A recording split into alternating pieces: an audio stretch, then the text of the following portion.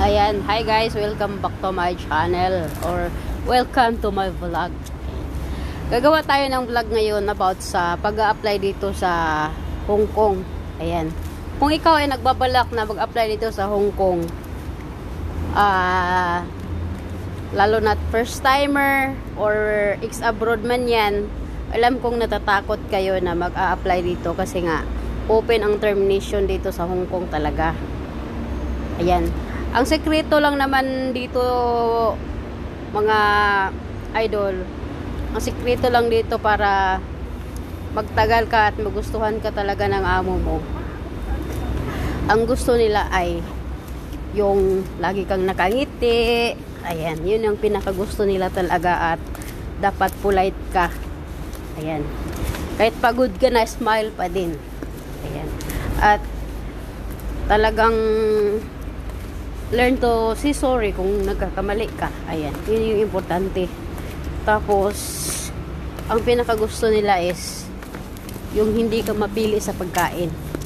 Ayaw na ayaw nila yung marami kang arte sa pagkain, or kung ano yung kinakain nila, ayaw mong kumain kasi ayaw mo nga. Ayan, subukan mo. Kahit hindi masarap, sabihin mo ang sarap, diba? Pero sa totoo, talagang ewan, 'di ba? Kasi isa 'yan sa parang respeto din sa kanila. Ayan. Respeto din sa kanila ba?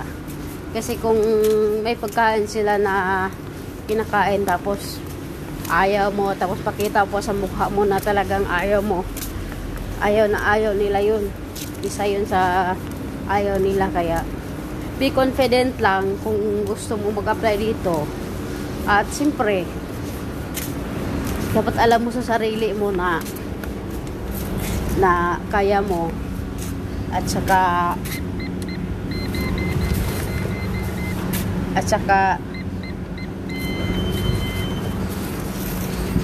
siyempre, masipag ka din. Hardworking ka din talaga. Kasi yun yung pinakagusto nila eh. Dapat hardworking ka. At yun nga, maging polite ka. Kung pagising mo sa umaga, sabi mo good morning, Susan, diba? Ano gusto nila yan? Yan. Talagang yun lang ang sekreto para magustuhan ka at magtagal ka dito talaga.